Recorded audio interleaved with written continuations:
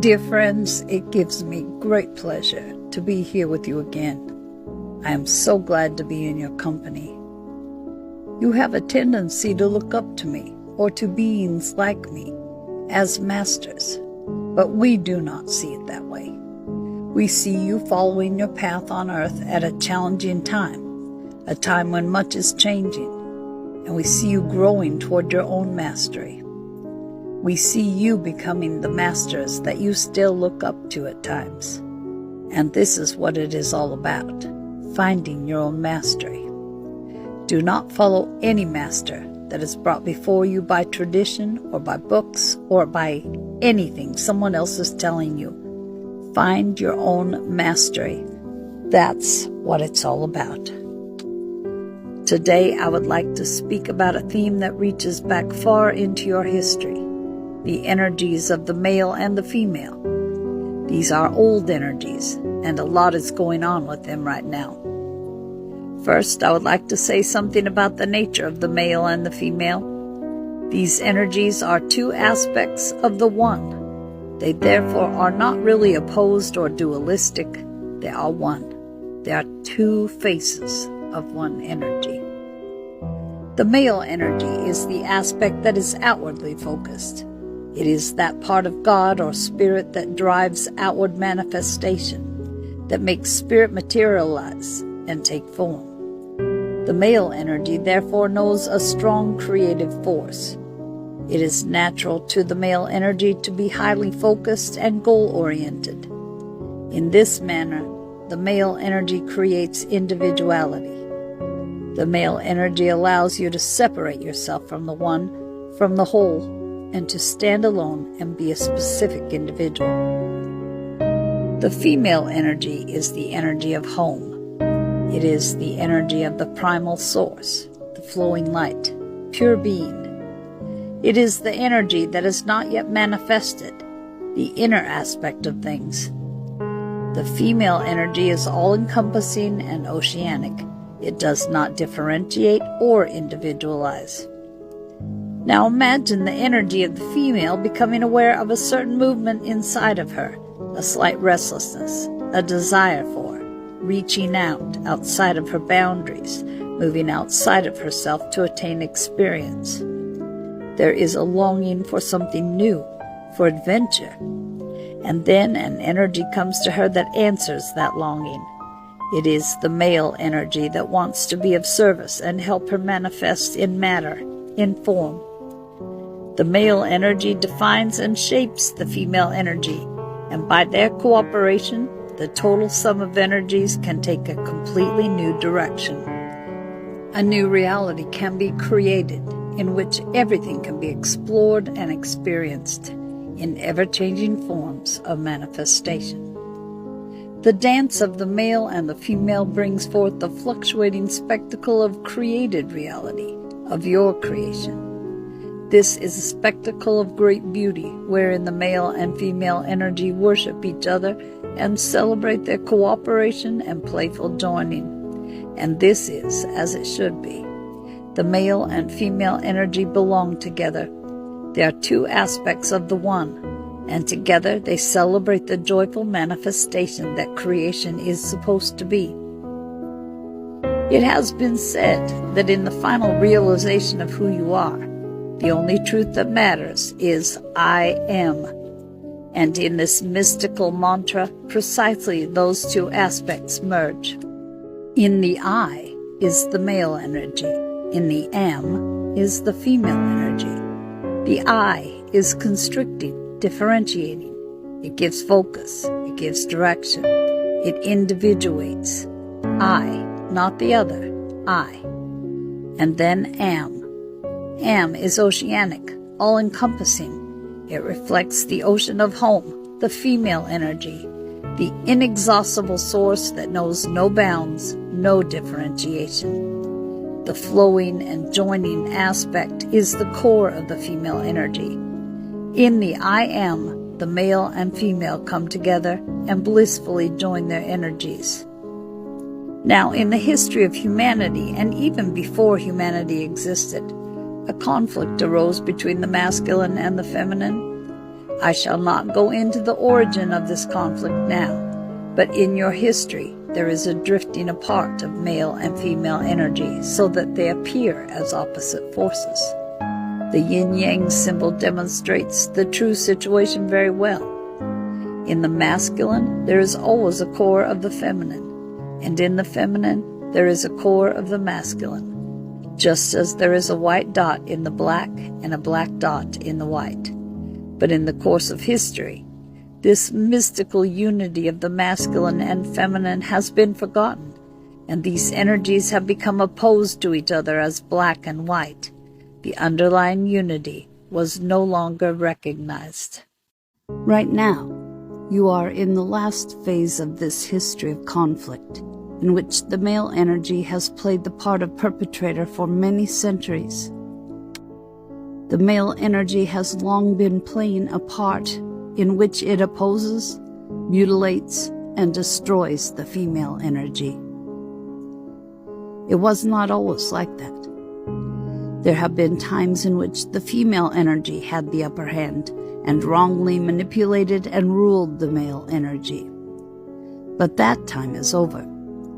The conflict took a different turn at a certain point, and the roles of perpetrator and victim were reversed. The male energy has been in power for a long time now, and has misused this power in such a fashion that the female energy has been weakened and does not realize the integrity of her being anymore. Whenever the masculine and feminine are in conflict, the disintegration of both is inevitable. Where the feminine gets victimized more and gets lost in self-denial, the masculine energy loses itself in ruthless violence and the kind of aggression you know from the many years in your past.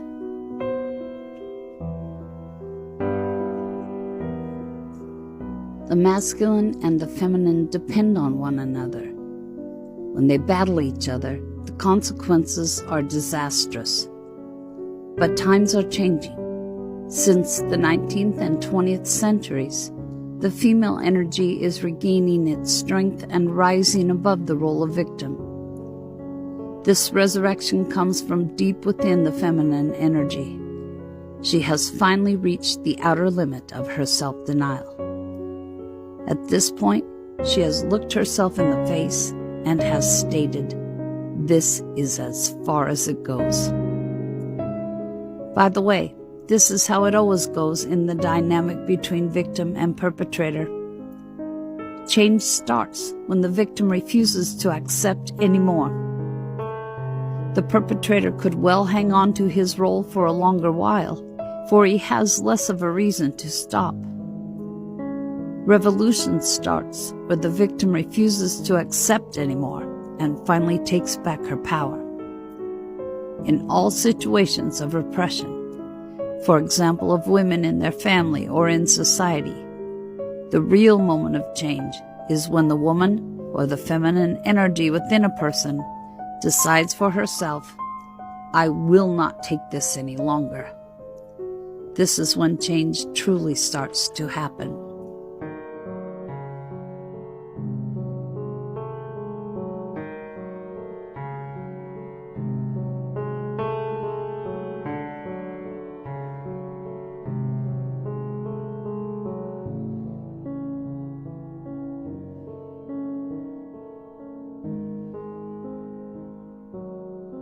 The female energy has arisen and its star is rising. Actually, the most urgent matter in this time and age is the transformation of the male energy. It is now time for a new definition of male energy. I could have easily called this channeling the rebirth of the male energy, for I want to stress that it is only in reunion with the matured and balanced male energy that the female energy can flourish again. The female energy has in the past century, and even before that, regained power and strength. It has begun to flourish in a new and more balanced way. Despite the inequality of the sexes that is still present in your society, The rise of the feminine energy is unstoppable. However, the female energy cannot gain full strength and vitality without cooperation with the male energy.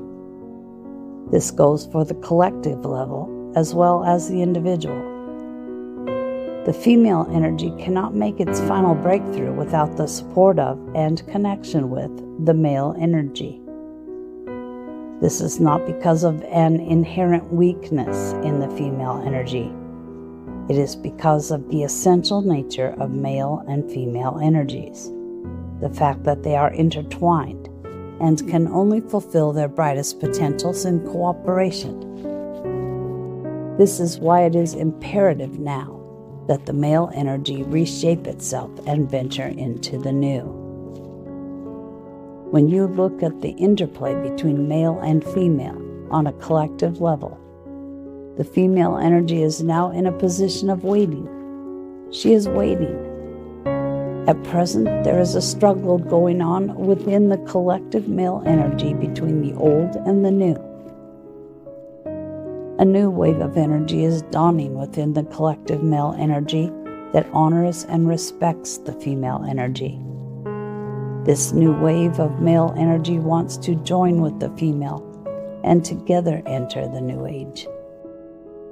At the same time, an older wave of male energy is still active and trying to persist.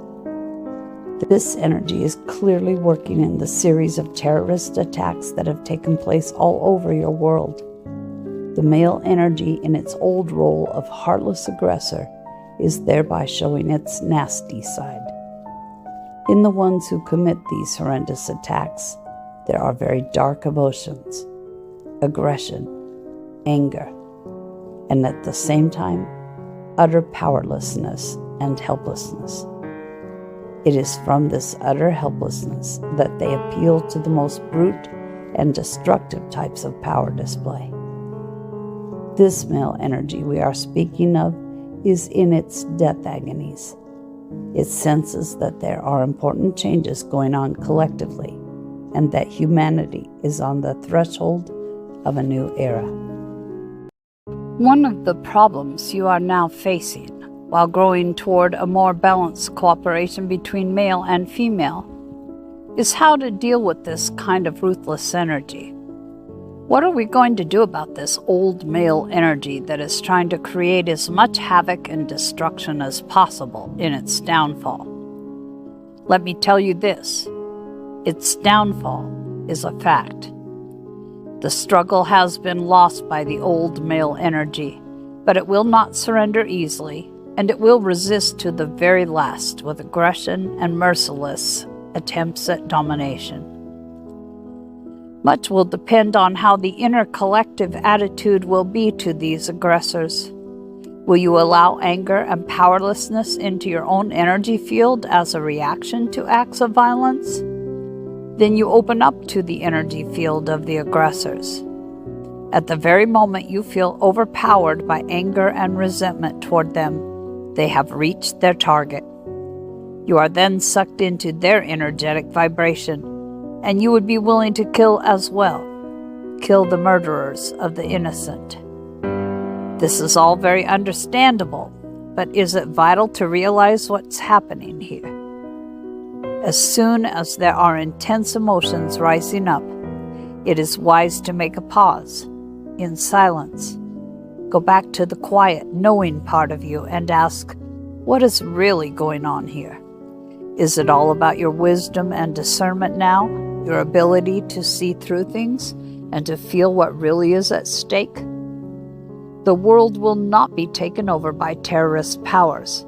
The old male energy has served its time and its dying hour is at hand. The most important message I have about terrorism, this manifestation of old male aggression, is stay conscious. Do not let yourself be taken off center by emotions of powerlessness, i.e. by getting victimized. Know that no one will be touched by this aggressive energy if they do not allow it into their energy field. If you do not react with anger or hatred, you will not draw it to you. You will be safe and protected by your own light.